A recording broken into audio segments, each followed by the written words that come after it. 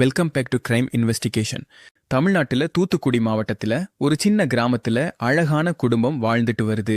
58 வயசான சண்முகம் இவரோட குடும்ப தொழில் மேல தன்னோட அப்பா கிட்ட இருந்து தொழிலை கத்துக்கிட்ட இவரு இப்பவும் அதே தொழிலை தான் செஞ்சுக்கிட்டே இருக்காரு. இவருக்கு முதல் கல்யாணம் சரியா அமையல. கல்யாணமாகி கொஞ்ச வருஷங்கள் மட்டும்தான் அவங்களோட வாழ்ந்திருக்காரு.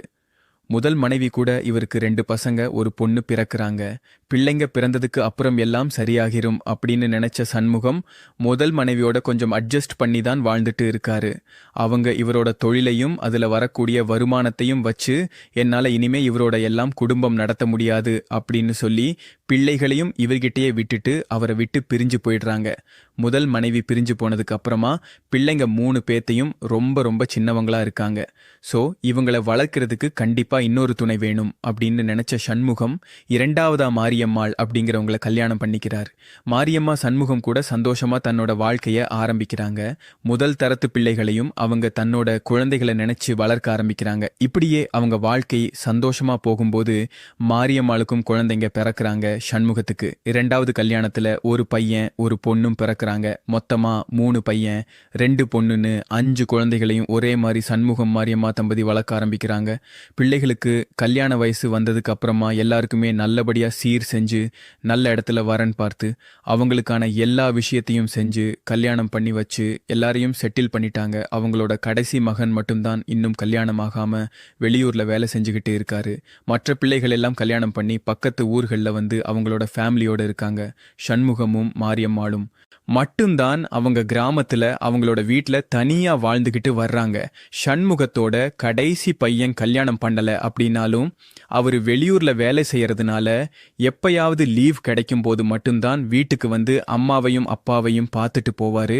மற்றபடி கிராமத்துல இருக்கக்கூடிய பூர்வீக வீட்டுல சண்முகமும் மாரியம்மா மட்டும்தான் எப்பவுமே இருப்பாங்க. கிராமத்துல சண்முகத்துக்கு சொந்தமா விவசாய நிலை இருக்கு. அவருக்கு வெளியூர்லயோ இல்ல உள்ளூர்லயோ கச்சேரிகள் கிடைக்காத சமயத்துல வயல்ல இருக்கக்கூடிய வேலைகளை பார்க்க போயிருவாரு. அவரோட மனைவி வீட்டு வேலைகளை மட்டும்தான் பார்க்க சொல்வாரு. ஏன்னா தன்னோட பிள்ளைகளை நல்லா வளர்க்கணும் அப்படிங்கிறது மட்டும்தான் சண்முகம் அவரோட கனவாவே இருந்திருக்கு. இதனால மனைவி மாரியம்மால விவசாய வேலைகள் செய்ய சொல்லி இவர் எப்பவுமே வற்புறுத்த மாட்டாரு. அதனால அவங்க சமையல் வேலை வீட்டு வேலையை முடிச்சுட்டு வீட்டுல எப்பவுமே சும்மா தான் இருப்பாங்க. இந்த நேரத்துல தான் தன்னோட வயசுக்கு மீறின ஒரு செயலை செய்ய மாரியம்மா ஆரம்பிச்சிருக்காங்க. பேர பிள்ளை எடுத்துட்டோம், பிள்ளைங்க மருமகன் எல்லாமே இருக்காங்க அப்படின்னு சொல்லி கொஞ்சம் கூட அவங்க யோசிக்கவே இல்லை. வீட்டு வேலையெல்லாம் முடிச்சுட்டு சும்மா இருக்க நேரத்துல அவங்களோட வீட்டுக்கு ஆப்போசிட்ல ஒரு எம்டி லேண்ட் இருக்கு. அந்த எம்டி லேண்டோட சொந்தக்காரர் யாருன்னு பார்த்தோம்னா 28 வயசான ராமமூர்த்தி அப்படிங்கிற ஒரு பையன்தான். அந்த ராமமூர்த்தி என்ன பண்றாருன்னா அந்த இடத்துல வீடு கட்ட ஆரம்பிக்கிறாரு. இந்த 28 வயசான ராமமூர்த்திக்கு இன்னும் கல்யாணம் ஆகல.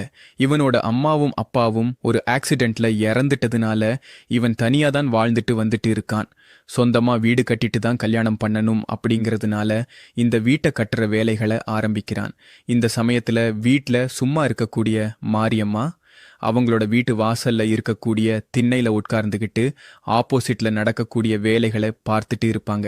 இதை கவனிச்ச ராமமூர்த்தி அவனே வாண்டடா வந்து மாரியம்மா கூட கூட பேச ஆரம்பிச்சிருக்கான். ஃபர்ஸ்ட் குடிக்க தண்ணி கேட்டு வந்ததும் அப்புறம் வெயிலா இருக்கு அப்படின்னு சொல்லிட்டு மாரியம்மாளோட வீட்டு திண்ணையில உட்கார்ந்து இருக்கிறது. கொஞ்சம் கொஞ்சமா இவங்க கூட க்ளோஸா பேச பழக ஆரம்பிச்சிருக்கான். கணவர் எப்பவுமே வேலை விஷயமாவோ இல்ல வயல்ல வேலை இருக்கு அப்படின்னு சொல்லிட்டு அடிக்கடி வெளியில போயிடுறதுனால மாரியம்மா மட்டும்தான் வீட்டுல இருக்க ஆரம்பிச்சிருக்காங்க. இப்ப மாரியம்மா கிட்ட இந்த ராமமூர்த்தி அப்படிங்கிறவன் ரொம்ப க்ளோஸா பேச ஆரம்பிச்சதுக்கு அப்புறமா அவங்களுக்கும் ராமமூர்த்தி மேல ஒரு இன்ட்ரெஸ்ட் வர ஆரம்பிக்குது. தன்னோட கணவர் தொழில் விஷயமா அடிக்கடி வெளியூர் போறது இவங்க 2 பேருக்குமே ரொம்பவே வசதியா போச்சு. தன்னோட மகன் வயசுல இருக்கக்கூடிய ராமமூர்த்தியோட உறவு வச்சுக்க மாரியம்மா ஆசைப்படுறாங்க. அவங்க மனசுல இருக்கக்கூடிய அந்த ஆசைய புரிஞ்சுக்கிட்ட அவனும் தன்னோட அம்மா வயசுல உள்ளவங்க அப்படின்னு கொஞ்சம் கூட யோசிக்காம அவங்க கூட உறவு வச்சுக்க இவனும் ஆரம்பிச்சிருக்கான். இந்த ராமமூர்த்திக்கு ஊர்ல எல்லார்கிட்டயுமே ரொம்ப நல்ல பேர் இருக்கு. ஏன் அப்படின்னா யார் வந்து எந்த உதவி கேட்டாலுமே என்னால முடியாது அப்படின்னு சொல்லவே மாட்டான். உடனே போயிட்டு அந்த உதவி என்ன அப்படின்றத பார்த்து செய்யக்கூடிய ஒரு நபரா இருந்தனால அந்த ஊர்ல எல்லாருமே ராமமூர்த்தி அப்படின்னாலே அவன் ரொம்ப நல்ல பையன் அப்படின்ற மாதிரி தான் சொல்லுவாங்க. ஸோ அதனால தன்னோட அம்மா வயசுல இருக்கக்கூடிய இந்த மாரியம்மா கூட வச்சிருக்க உறவு யாருக்கும் தெரிஞ்சிடக்கூடாது அப்படின்றனால 2 பேருமே விடிய காலையில 1 மணியிலிருந்து 5 மணிக்குள்ள தான் மாரியம்மாளோட வீட்டில் உறவு வச்சுக்க ஆரம்பிச்சிருக்காங்க. சில சமயங்கள்ல சண்முகம் வேலைக்காக வெளியூர் போற சமயங்கள்ல மதிய நேரத்திலையும் இவங்களோட காமல இலைகள் தொடர்ந்து இருக்கு. இதுவே அவர் ஊர்ல இருந்தார் அப்படின்னா காலையில வயலுக்கு தண்ணிக்கு மடைக்கட்ட போயிடுவாரு. அந்த டைம்ல 2 பேரை யூஸ் பண்ணிக்கிட்டு மாரியம்ம ராமமூர்த்திக்கு கால் பண்ணி இப்ப என்னோட கணவர் போயிட்டாரு அப்படின்னு சொல்லிட்டு அவனை வர வச்சு அவங்களோட வீட்லயே நல்லா செமையா இஷ்டத்துக்கு உறவு வைக்க ஆரம்பிச்சிருக்காங்க ஊர்ல இருக்க எல்லாருமே. ராமமூர்த்தியும் மாரியம்மாவையும் பார்க்கும்போது ஒரு அம்மாவும் பையனும் எப்படி பேசிக்கிட்டா பழகிக்கிட்டா இருக்குமோ அந்த மாதிரி தான். அவங்களோட இல்லீகல் கான்டாக்ட் யாருக்கும் தெரியாத அளவுக்கு இவங்களோட ஆக்டிவிட்டீஸ் இருந்திருக்கு.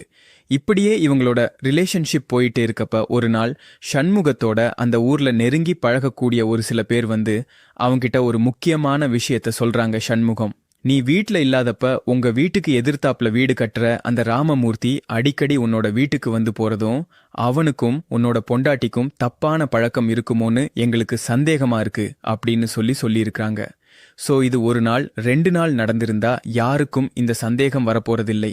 அடிக்கடி போறதுதான் எங்களுக்கு அப்படி தோணுது. இந்த விஷயம் ஊர்ல இருக்க எல்லாருக்கும் தெரிஞ்சா நீ எப்படி மரியாதையா வாழ முடியும்? அது மட்டும் இல்லாம பிள்ளைகளை கட்டி கொடுத்து பேரப்பிள்ளை எடுத்த வயசுல உன் பொண்டாட்டிக்கு இதெல்லாம் தேவையா அப்படின்னு சொல்லியும் கேட்டிருக்காங்க.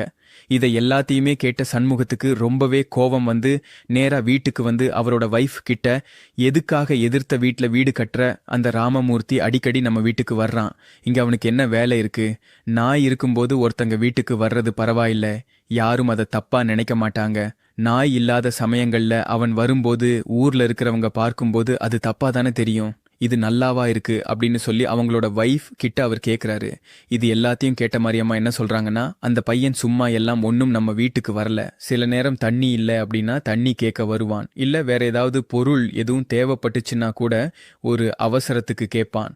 நாளை பின்ன அக்கம் பக்கம் இருக்கிறவங்க ஸோ நாளைக்கு அவன் குடி வந்துட்டான் அப்படின்னா ஏதாவது ஒரு அவசரத்துக்கு நமக்கும் எதுவும் உதவினா அவன் செய்வான் இல்லையா? அதனால நம்ம அவசரத்துக்கு உதவி செய்யறது ஒன்றும் தப்பு இல்லையே அப்படின்னு சொல்லியிருக்காங்க. அது மட்டும் இல்லாம அவன் நம்ம பையன், வயசுல இருக்கக்கூடிய ஒரு பையன், அதுவும் இல்லாம அவன் கூட எனக்கு என்ன அந்த மாதிரி ஒரு உறவு இருக்க போகுது அப்படின்னு சொல்லிட்டு அவங்களோட கணவருக்கு எந்த ஒரு சந்தேகமும் வராத அளவுக்கு அவரை நம்ப வச்சிருக்காங்க. தன்னோட வைஃப் சொன்னதை கேட்ட சண்முகம் என்ன சொல்றாரு அப்படின்னா, சரி நீ சொல்றது எல்லாமே சரிதான், ஆனா எந்த ஒரு விஷயத்தையும் அளவா வச்சுக்கிட்டாதான் நமக்கு நல்லது, அதுதான் நமக்கு மரியாதை அப்படின்னு சொல்லிட்டு அந்த விஷயத்தை அப்படியே விட்டுறாரு. ஆனா மாரியம்மா அவர் சொன்ன எதையுமே அவங்க காதுல வாங்கல. வழக்கம் போல அவங்க ராமமூர்த்தி கூட இருந்த உறவை தொடர்றாங்க. இதுக்கு மேல இவ திருத்த முடியாது அப்படின்னு நினைச்ச சண்முகம் ஊர்ல உள்ள சில பேர்கிட்ட 2 பேரோட தவறான பழக்கத்தை பத்தி சொல்றாரு. ஆனா ஊர்ல இருக்க யாருமே இதை பெருசா நம்பவே இல்லை. அது மட்டும் இல்லாம மாரியம்மா ஊர்ல இருக்க எல்லார்கிட்டையும் பத்தினி வேஷமும் போட்டு இருக்கிறாங்க.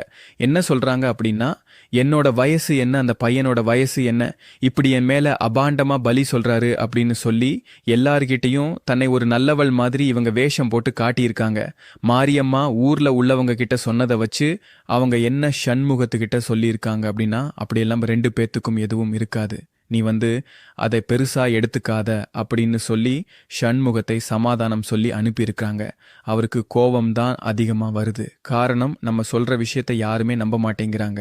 இவ சொல்லக்கூடிய பொய்யை மட்டும்தான் நம்புறாங்க. அதனால நம்ம ஆதாரத்தோட நிரூபிக்கணும் அப்படின்னு சொல்லி முடிவு பண்றாரு. வாய் வார்த்தையால நம்ம எந்த விஷயம் சொன்னாலுமே யாருமே நம்ப போறது கிடையாது. ஸோ அதுக்கான ஆதாரத்தை நம்ம பாட்டி கண்டிப்பா இந்த ஊர்ல உள்ளவங்க கிட்ட நியாயம் கேட்கணும் அப்படின்னு சொல்லிட்டு டவுனுக்கு போயிட்டு 3 ஸ்மார்ட் ஃபோன் வாங்குறாரு. அந்த ஸ்மார்ட் ஃபோனில் இருக்கக்கூடிய கேமராவை வச்சு இவங்க தொடர்பில் இருக்கிறத ஆதாரமா நம்ம காட்டி ஊர்ல உள்ள எல்லார்கிட்டையும் நம்ம நியாயம் கேட்கணும் அப்படின்னு சொல்லி முடிவு பண்றாரு. வீட்டுக்கு அவரு அவங்களோட வைஃப்க்கு தெரியாம வீட்டுக்கு வெளியில வீட்டுக்குள்ள ஜன்னல் ஓரத்துல அப்படின்னு சொல்லி இந்த இடங்கள்ல எல்லாம் கோணிப்பையில அந்த போனை வச்சு யாருக்கும் தெரியாத மாதிரி மடிச்சு வச்சுறாரு. சண்முகம் வீட்டுல கேமரா வச்சிருக்கிறது அவங்களோட வைஃப்க்கு தெரியல. அந்த கேமராவில், அதாவது அந்த 2 ஃபோன்ல இருக்கக்கூடிய கேமராவில் ராமமூர்த்தி வீட்டுக்கு போறது, 2 பேரும் உறவு வச்சுக்கிட்டது பதிவாகி இருக்கு. இதை ஊர்ல உள்ளவங்க கிட்ட காட்டலாம்னு இருந்தப்பதான் அந்த சம்பவம் சம்பவமும் நடந்திருக்கு. ராமமூர்த்தியோட வீடு கட்டி முடிச்சு குடித்தனம் வந்தது மாரியம்மாவுக்கு ரொம்பவே வசதியா போச்சு. கணவர் வயலுக்கு போன உடனே கால் பண்ணி ராமமூர்த்தியை வர சொல்லி அவர் கூட உறவு வைக்க ஆரம்பிச்சிருக்கிறாங்க. சம்பவம் நடந்த அன்னைக்கு நைட்டு எப்பவும் போல மனைவி கிட்ட சண்முகம் என்ன சொல்றாரு அப்படின்னா, நான் காலையில ரொம்ப சீக்கிரமா வயலுக்கு போகணும் அப்படின்னு சொல்லிட்டு நைட்டு படுத்து தூங்குறாரு. ஒரு 12:30 மணி போல எழும்புன சண்முகம் ரூமை விட்டு வெளியே வந்தவர் பக்கத்தில் இருக்கக்கூடிய ரூமுக்கு போய் படுத்துறாரு. அவர் எழும்பி வந்த டைம்ல நல்லா தூக்கத்தில் இருந்த மாரியம்மாளுக்கு இது தெரியவே இல்லை. ஒரு 1:30 மணி போல எழும்பி பக்கத்துல தூங்கிட்டு இருந்த கணவரை பார்த்து பார்க்கறாங்க. ஆனா அவர் அங்க இல்ல. ஸோ அவங்க என்ன நினைக்கிறாங்கன்னா, நைட்டு படுக்கும்போதே அவர் சொன்ன மாதிரி வயலுக்கு போயிட்டார் போல அப்படின்னு சொல்லி நினைக்கிறாங்க. மற்ற நாளை விட இன்னைக்கு ரொம்பவே சீக்கிரமா போயிருக்காரு அப்படின்றதுனால சீக்கிரமா திரும்பி வந்துருவாரு அப்படின்னு நினைச்ச மாரியம்மா உடனே ராமமூர்த்திக்கு கால் பண்ணி அவர் போன விஷயத்த சொல்றாங்க.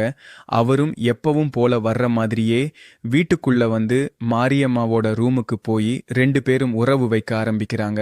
அந்த நேரத்துல பக்கத்து ரூம்ல தூங்கிட்டு இருந்த அந்த சண்முகத்துக்கு மனைவியோட ரூம்ல இருந்து ஏதோ ஒரு முனகல் சத்தம் கேட்குற மாதிரி ஒரு சவுண்டு கேட்குது. அதுவும் இல்லாம ஒருத்தங்க பேச்சு சத்தமும் கேட்குற மாதிரி இருக்கு. அந்த குரல் ஒரு ஆணோட கீரல் மாதிரியும் இருக்கு. ஸோ யாரா இருக்கும்? நம்ம இங்க இருக்கும்போது அங்க அவ மட்டும்தானே தூங்கிட்டு இருந்தா வேற யாரா இருக்கும்? சரி போய் பார்க்கலாம் அப்படின்னு சொல்லிட்டு இவரோட ரூம்ல இருந்து எழும்பி மெதுவா அந்த ரூம் கிட்ட போயிட்டு அந்த கதவு வழியா எட்டி பார்க்கிறாரு. அவர் பார்த்த அந்த விஷயம் அவருக்கு ரொம்பவே பெரிய ஒரு ஷாக் ஆயிருக்கு. அப்படி என்னத்தான் அவர் பார்த்திருப்பாரு அப்படின்னா, அவரோட மனைவியும் அந்த ராமமூர்த்தி அப்படிங்கிறவனும் நிர்வாணமா உறவுல இருக்கிறத இவர் பார்த்துறாரு. அதை பார்த்த அந்த ஒரு நிமிஷம் அவரோட இதயமே நின்னு போன மாதிரி இருக்கு. அந்த சமயத்துல எந்த ஒரு கணவரா இருந்தாலுமே தன்னோட மனைவி ஒரு துரோகம் செய்றா அப்படின்ற ஒரு விஷயம் நமக்கு காதுபட கேக்குது. ப்ரூஃபாவும் நம்ம பார்த்துட்டோம். ஆனா நம்ம இந்த வீட்டில் இருக்கும்போதே இவ இப்படி ஒரு கேவலத்தை எப்படி செய்வா அப்படின்னும் போது அவருக்கு எப்படி இருந்திருக்கும்? நான் இருக்கும்போதே இப்படி ஒரு கேவலத்தை துணிஞ்சு செய்யற அளவுக்கு இவளுக்கு எவ்வளவு தைரியம் இருக்கும் அப்படின்னு நினைச்ச அவரு விவசாயத்துக்கு யூஸ் பண்ணக்கூடிய திங்ஸ் எல்லாம் வச்சிருக்க அந்த ஸ்டோர் ரூமுக்கு போயிட்டு ஒரு பெரிய அரிவாளை எடுத்துக்கிட்டு நேரா அந்த ரூமுக்கு போறாரு. போன வேகத்துல கதவை எட்டி உதைக்கிறாரு. இந்த சத்தம் கேட்ட 2 பேரும் அங்க யார் இருப்பா அப்படின்னு சொல்லிட்டு திரும்பி பார்க்கும்போது அவங்களுக்கும் இது பெரிய ஷாக்கா இருக்கு. வயலுக்கு போனவர் திடீர்னு எப்படி வந்திருக்காரு அப்படின்னு சொல்லி 2 பேரும் யோசிச்சு சுதாரிக்கிறதுக்குள்ள சண்முகம் அவரோட கையில இருந்த அரிவாளால 2 பேரையும் சரமாரிய வெட்ட ஆரம்பிக்கிறார்.